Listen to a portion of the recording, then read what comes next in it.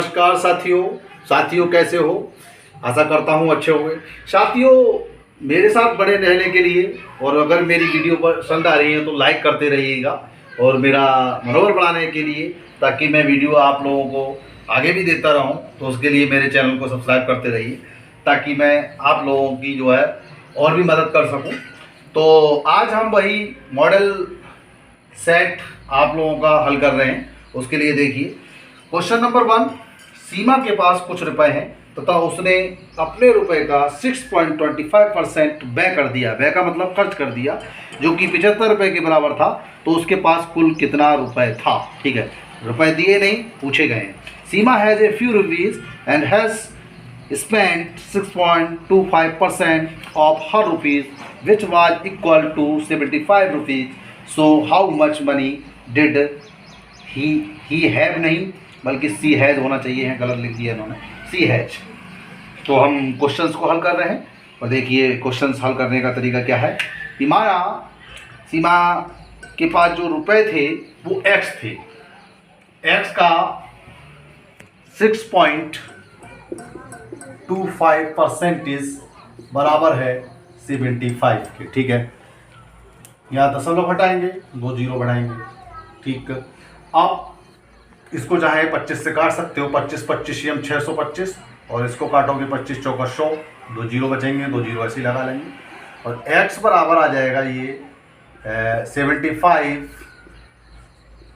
400/25।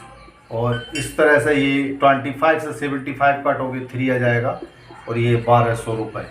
इस तरह से ये 1200 रुपीज़। नेक्स्ट क्वेश्चन, किसी गांव की जनसंख्या 6400 है। यदि प्रत्येक वर्ष 10% की दर से बढ़े तो 2 वर्ष बाद उस गांव की जनसंख्या क्या होगी।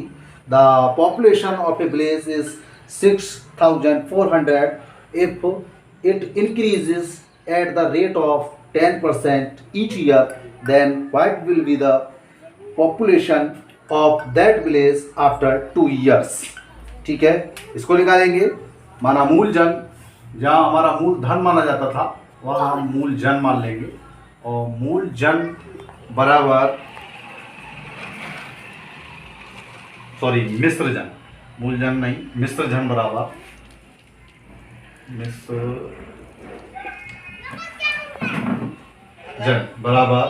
मूलधन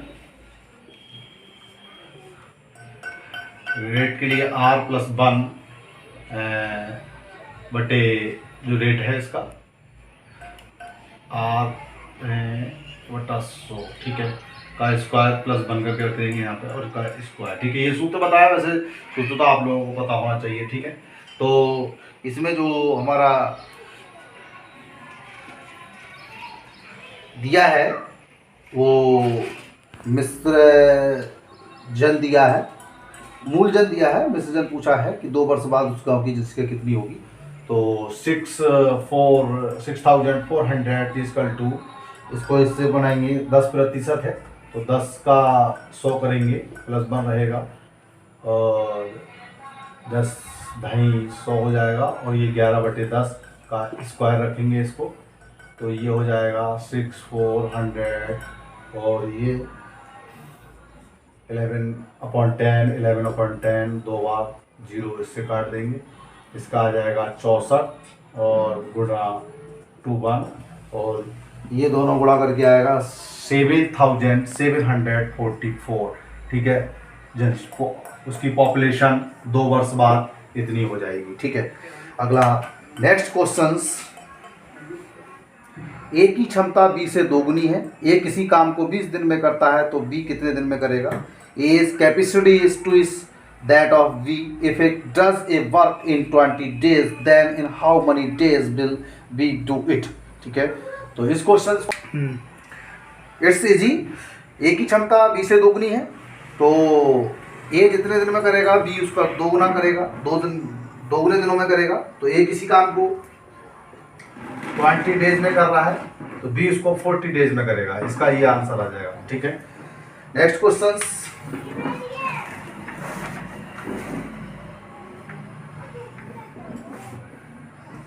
ए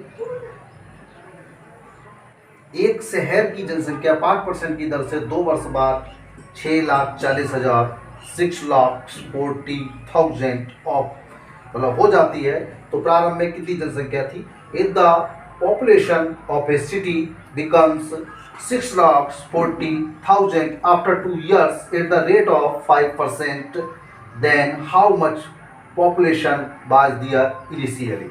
ठीक है, निकालते हैं।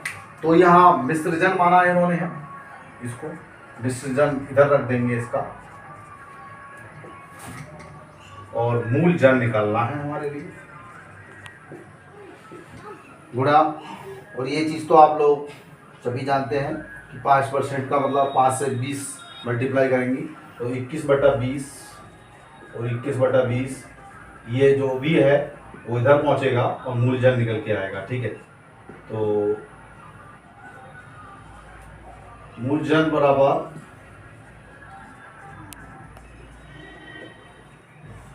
21 का 441 हो जाएगा और 20 का 400 हो जाएगा सीधा, जो बटे में था वो गुणा में, जो गुणा में था वो बटे में। ठीक है, इसका काट के पूरा कैलकुलेशन करने के बाद हमारा आएगा 5,80,500 ये उस गांव की पॉपुलेशन होगी। ठीक है, इट्स आंसर। नेक्स्ट क्वेश्चंस, एक दुकानदार 31 रुपए में किसी वस्तु को बेचने पर उसे 7% की हानि होती है, तो इस वस्तु को 35 रुपए में बेचने पर कितना लाभ होगा? If a shopkeeper sells a commodity for ₹31, he loses 70%, then what will be the profit if he sells this item for ₹35? तो जहाँ 7% का लॉस हो रहा है, अगर किसी वस्तु के लिए हम 100 में मान लें तो ये 93 में बेचनी पड़ेगी। 93 में बेचने के लिए लॉस होता है 7 रुपये का, और 1 रुपये में बेचने के लिए 7/93, और 31 रुपीज़ में बेचने के लिए 70/93 इजकल टू 31, और 31 3 जाएगा इजकल टू 7/3 आएगा, लगभग 2 रुपीज़ आएगा। यानी कि जो वस्तु का परचेज था वो 2 और जोड़ दें इसमें, जो लॉस हो रहा था उसके लिए, तो 31 + 2 हो गया 33 रुपीज़ की जो वस्तु थी, और उसको 35 रुपीज़ में बेच रहा है, तो प्रॉफिट होगा ओनली 2 रुपीज़।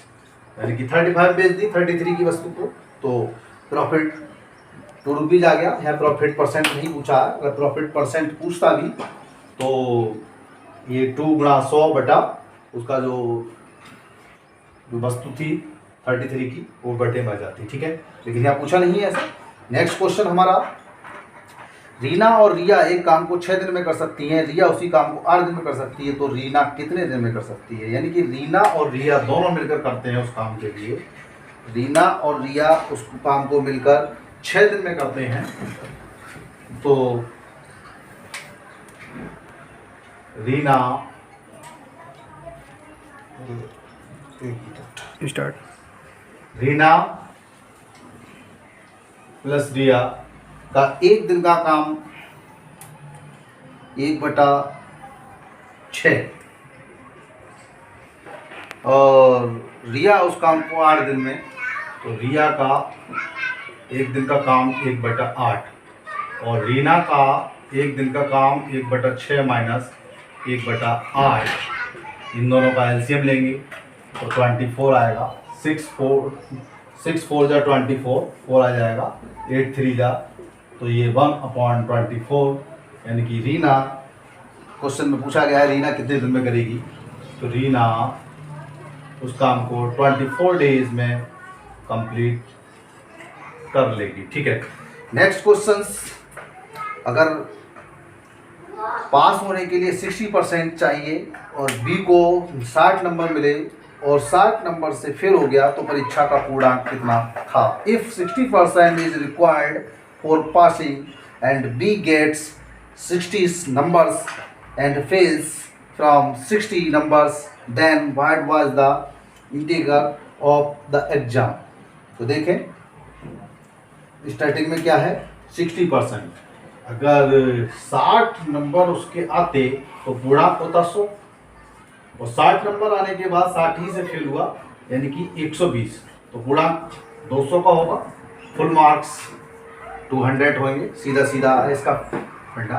अगर ऐसे समझ में नहीं आता है तो और तरीके से मैं बता देता हूँ कि यहाँ पर 60% के लिए 60 नंबर से फेल हुआ यानी 120 नंबर की आवश्यकता थी, तो x गुणा 60/100 इसका टू 120, इससे भी निकाल सकते हैं 120 इस 100 60 से इसको काटेंगे तो 2 आ जाएगा और 2 का इससे करेंगे तो 200 यानी फुल मार्क्स 200 आ गए। ठीक है, नेक्स्ट क्वेश्चन 8th, 14 को उल्टा करने पर अंतर 27 का आधा है, 27 का आधा है, ऐसी दो अंकों की कितनी संख्या है जिन्हें उल्टा करने पर अंतर 27 होगा। ठीक है, तो सिर्फ 27 होगा ये पूछा गया है, तो हम यहाँ बहुत आसान तरीके से निकाल सकते हैं सवाल के लिए। ठीक है, क्वेश्चन हमारा क्या है, difference on reverse 14 is half of 27. What is the number of such two digits which is reversed is 27? ठीक है, तो 14 का उल्टा 41 होगा और 41 से 40 घटाएंगे तो 27 आएगा। बिल्कुल सही बात है।